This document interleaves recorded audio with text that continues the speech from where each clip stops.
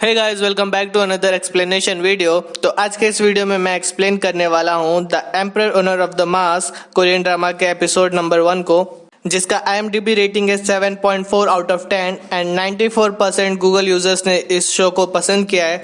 So guys, without wasting time, let's get started.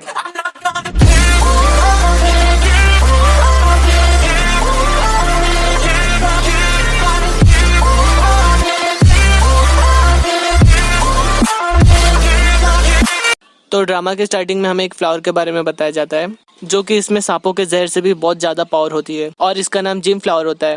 और हमें बताया जाता है जो कोई इसे एक बार खाने लगा तो उसे अपनी लाइफ टाइम तक ये खाना पड़ेगा। अगर उसने ये खाना छोड़ दिया तो उस आदमी की मौत हो जाएगी। और फिर हमें एक आदमी को दिखाया जाता है जिसका नाम किम डाई मॉक होता है, जिसे वहाँ पर सब मास्टर कह रहे होते हैं और इसका पूरा एक गैंग होता है जिसे योनसू सोसाइटी के नाम से जाना जाता है। फिर वो किसी आदमी को वही जिम फ्लावर का रस पीने के लिए देता है और उससे पूछता है कि क्या तुम अभी भी मेरे गैंग से जुड़ना चाहते हो, मेरे योनसू सोसाइटी के मेंबर बनोगे। वो आदमी हाँ में जवाब देकर वो पी लेता है और उसे पीने के बाद ही उसे कुछ होने लगता है। उसे वो सबका चेहरा एक मॉन्स्टर जैसे दिखाई देने लगता है। फिर उससे उसका नाम पूछा जाता है और हमें यहाँ पे पता चलता है कि वो राजकुमार जिम योंग ली हैं। फिर उसके गले पे योनसू सोसाइटी का चिन्ह बनाया जाता है और साथ ही वो शपथ लेता है, मैं योनसू सोसाइटी की हर एक नियम का पालन करूंगा और अगर ऐसा नहीं किया तो एक दर्दनाक मौत मरूंगा। और हमें यहाँ पे पता चलता है कि ली वुन यहाँ के जेसियोन के राजा बनने के लिए ये सब कर रहा होता है। और फिर हमें 10 साल के बाद का सीन दिखाया जाता है जहाँ पर राजा का बेटा होने वाला होता है और उसकी कुंडली देखी जाती है और जो कुंडली देखता है वो बताता है कि प्रिंस की मौत उसके जवानी में होने के चांसेस हैं, लेकिन अगर राजकुमार का जन्म 9 से 11 के बीच हुआ तो वो एक महान राजा बनेंगे और उनकी मौत भी नहीं होगी। उसके बाद सीन चेंज होता है और रानी दिखाई जाती है जो बच्चे को जन्म देती है और उसका जन्म 9 से 11 के बीच समय पे ही होता है। ये बात जब राजा को पता चलती है वो बहुत खुश होते हैं। दूसरी तरफ योनसू सोसाइटी को दिखाया जाता है जो उन्हें भी ये बात पता चल गई होती है कि प्रिंस का जन्म 9 से 11 के बीच हुआ है, जिसे जानने के बाद हमें उनके फेस से साफ पता चलता है कि वो जरा भी इससे खुश नहीं होते और मास्टर को देखने से हमें उसके इरादे कुछ ठीक नहीं लगते। सीन राजा की तरफ दिखाया जाता है जो प्रिंस से बोल रहे होते हैं कि मैं तुझे जेसियोन का एक सच्चा राजा बनाऊंगा, ना कि मेरी तरह एक कठपुतली जो दूसरों के इशारों पर नाचे। यहाँ पर मैं आपकी एक जानकारी के लिए बता दूं, ये राजा तो है बट योनसू सोसाइटी के खिलाफ ये कुछ भी नहीं कर सकता। तभी राजा को योनसू सोसाइटी से एक मैसेज आता है जिसे पढ़ते ही राजा एकदम से गुस्सा हो जाते हैं और बोलते हैं कोई फर्क नहीं पड़ता है, तुम योनसू सोसाइटी से हो, मैं तुम्हें इसकी इजाज़त नहीं दे सकता। और फिर गार्ड बताता है कि उन्होंने कहा है अगर उन्हें इसकी इजाज़त नहीं मिली तो प्रिंस की जान को खतरा हो सकता है। फिर राजा बोलते हैं कि उसकी इतनी हिम्मत। ये सब बोलते बोलते राजा की तबीयत खराब हो जाती है। फिर गार्ड जल्दी से राजा को जिम फ्लावर की गोली खिलाता है जिससे राजा की तबीयत फिर से ठीक हो जाती है। फिर अगले दिन का सीन दिखाया जाता है जहाँ पर सब तैयारियां कर रहे होते हैं क्योंकि आज प्रिंस का नामकरण होने वाला होता है, जहाँ पर राजा शेर के खून से प्रिंस के ऊपर नाम लिखने वाले होते हैं। और तभी हम देखते हैं कि एक लेडी शेर के खून को चुपके से बदल देती है और फिर राजा प्रिंस के ऊपर प्रिंस का नाम लिखते हैं, सियोन, जिसका मतलब होता है कि दूसरों का ख्याल रखने वाला। उसके बाद राजा और रानी बहुत ही खुश हो रहे होते हैं, पर जल्द ही इनकी खुशी पर किसी का नज़र लग जाता है क्योंकि प्रिंस की बॉडी पूरी तरीके से लाल हो जाती है। और जब डॉक्टर आके देखते हैं तो वो बताते हैं कि प्रिंस को किसी ने जहर दिया है। डॉक्टर बताते हैं जिसने भी ये जहर दिया है उसके पास ही इसका सिर्फ तोड़ होगा। ये सुनते ही राजा को पता चल जाता है कि ये किसका काम हो सकता है। फिर राजा योनसू सोसाइटी के मास्टर से मिलने जाते हैं जहाँ पर वो उससे पूछते हैं कि तुम आखिर क्या चाहते क्या हो। मास्टर बोलता है कि तुम पूरे राज्य के पानी का अधिकार मुझे दे दो, जिस पर राजा बोलता है कि मिनिस्टर ये बात को नहीं मानने वाले। फिर वो बोलता है कि वो बस सलाह देंगे, आपको बस ऑर्डर देना है। लेकिन जब वो देखता है कि राजा उसके बात को नहीं मानने वाला, फिर वो राजा को याद दिलाता है कि मैंने तुम्हें राजा बनाया और प्रिंस की धमकी भी देता है, जिसे सुनकर राजा को बहुत गुस्सा आता है। फिर वो जहर को तोड़ने वाली दवा देता है और बोलता है कि पानी का पूरा अधिकार मुझे दे दो और प्रिंस को भी योनसू सोसाइटी का मेंबर बनाओ, जिसे सुनकर राजा बहुत गुस्सा होता है। फिर राजा महल में ये सबको ऐलान कर देता है कि अब से पानी का पूरा अधिकार योनसू सोसाइटी के पास होगा। उसके बाद राजा जल्दी से प्रिंस के पास जाते हैं वो दवाई लेकर, पर तब तक बहुत देर हो गई होती है। प्रिंस मर गया होता है, जिसे सुनकर वो रोने लगते हैं और पूरी तरह से टूट जाते हैं और वहाँ पे सभी लोग रो रहे होते हैं। फिर रानी देखती है कि प्रिंस अचानक से जिंदा हो गया, जब डॉक्टर देखता है तो वो बताता है कि जहर की लड़ाई प्रिंस ने खुद से ही जीत ली है। ये जानने के बाद वहाँ पे सभी खुश हो जाते हैं। दूसरी तरफ योंसू सोसाइटी के लोग बहुत खुश हो रहे होते हैं क्योंकि अब उन्हें पानी का पूरा अधिकार मिल गया होता है। मास्टर बोलता है कि अब हम पानी को बेच के बहुत सारा पैसा कमाएंगे और हमें फिर से सीन राजा की तरफ दिखाया जाता है। राजा प्रिंस के बारे में सोच रहे होते हैं क्योंकि वो नहीं चाहते कि प्रिंस योंसू सोसाइटी का मेंबर बने। अगर प्रिंस योंसू सोसाइटी का मेंबर बन गया तो वो कभी एक अच्छा राजा नहीं बन पाएगा। इसलिए राजा प्रिंस की आइडेंटिटी छुपाने का सोचते हैं।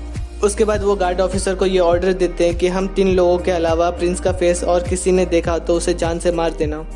और वहीं दूसरी तरफ योंसू सोसाइटी के लोगों ने पानी को अपने कब्जे में लेकर बड़ी कीमत पर बेचने लगे थे, जिससे गरीबों को पानी नहीं मिल रहा होता है।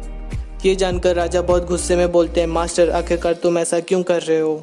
और जब राजा प्रिंस को देखते हैं तो वो खुश हो जाते हैं, लेकिन कोई चुपके से प्रिंस को देखने की कोशिश कर रहा होता है, जिससे गार्ड उसे वहीं मार देता है। फिर राजा प्रिंस के लिए एक मास्क लाते हैं ताकि उसे कोई ना देख सके।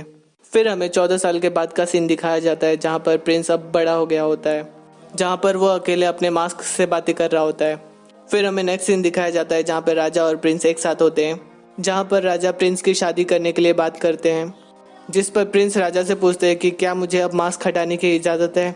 जिस पर राजा बोलते हैं कि तुम्हें एक बीमारी है जिसे ठीक होने के बाद मैं तुम्हें मास्क हटाने की इजाज़त दे दूंगा। फिर प्रिंस बुक पढ़ते हुए दिखाया जाता है ताकि उसे पता चले कि मास्क पहनने के पीछे उसे कौन सी बीमारी है। प्रिंस किसी गुरु के बारे में पढ़ता है जिसका नाम वुबो होता है। प्रिंस को लगता है कि इसे पक्का मेरे मास्क पहनने का रीज़न मालूम होगा।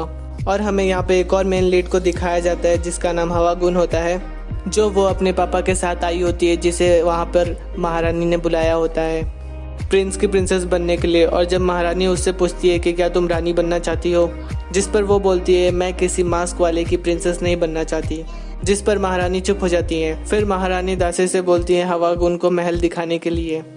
महल घूमते घूमते वो प्रिंस का रूम देखती है और सबसे छुपते हुए वो वहाँ पे चली जाती है। वहाँ पर वो बहुत सारे फूल देखकर खुश होती है और तभी प्रिंस उसे वहाँ पर देख लेता है और तभी उनके रूम में किसी की आने की आवाज़ आती है। फिर प्रिंस हवागुन को लेकर वहाँ पे छुप जाता है। फिर वो अपने आप को छुड़ाने के लिए प्रिंस के गले पे वार करती है, लेकिन प्रिंस को अपने इतने पास देखकर वो भी उसे देखने लगती है।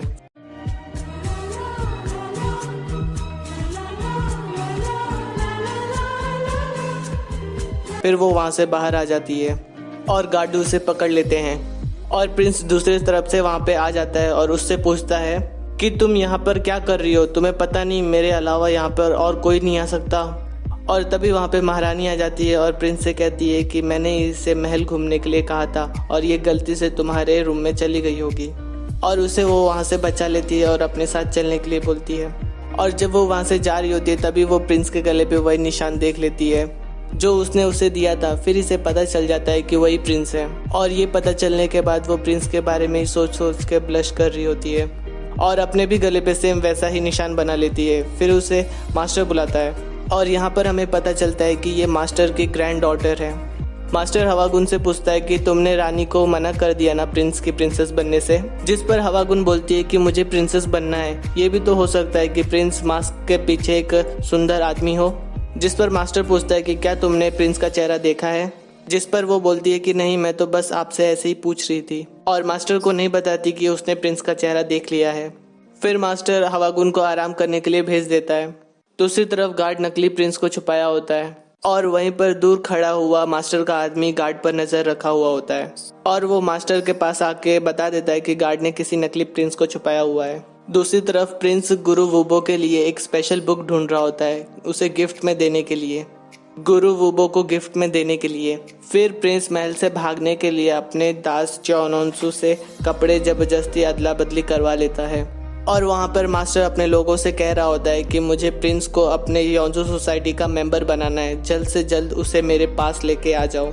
तुम सब जाओ और प्रिंस को मेरे पास ले आओ। और वहीं राजा को पता चल जाता है कि प्रिंस महल छोड़ के भाग गया है और हमें यहाँ हमारी फीमेल लीड दिखाई जाती है जिसका नाम है गायुन।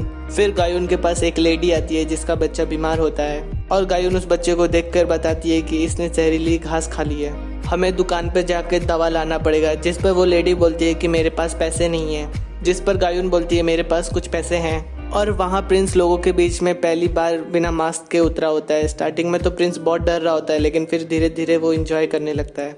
फिर प्रिंस घूमते घूमते कुछ लोगों को देखता है जिनकी हालत बहुत ख़राब होती है, और फिर प्रिंस की नज़र एक लड़के पे पड़ती है जिसकी हालत बहुत ख़राब होती है और वो बहुत कमज़ोर दिख रहा होता है। फिर प्रिंस उस लड़के को कुएं के पास ले आता है जहाँ पर वो लड़का फटाफट पानी पीने लगता है।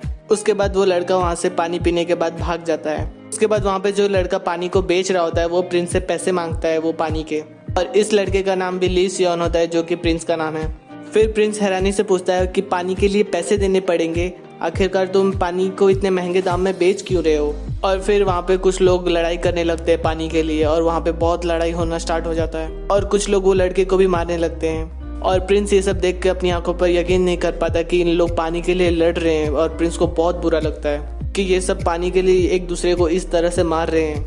और प्रिंस ये सब देख ही रहा होता है, तभी वहाँ पे योंसू सोसाइटी के लोग आ जाते हैं। इसे देखने के बाद वहाँ पे सभी लोग भागने लगते और वो सभी लोग उनके ऊपर तीर चलाने लगते हैं, जिसमें से एक तीर जाके प्रिंस को लग जाता है। लेकिन प्रिंस तीर से बच जाता है क्योंकि तीर जाके उसके बुक पे लगती है, और प्रिंस वहाँ से उठकर वो सबसे बच के भागने लगता है, और योंसू सोसाइटी के लोग प्रिंस के पीछे पड़ जाते हैं। प्रिंस भागते भागते हमारी फीमेल लीड से टकरा जाता है और एपिसोड नंबर 1 यहीं पे खत्म होता है। सो अगर आपको मेरी एक्सप्लेनेशन वीडियो अच्छी लगी हो तो वीडियो को लाइक कर देना, चैनल पे नए हो तो सब्सक्राइब कर देना और बेल आइकन दबाना ताकि नेक्स्ट एपिसोड जब भी मैं अपलोड करूँ तो सबसे पहले आपके पास नोटिफिकेशन जाए।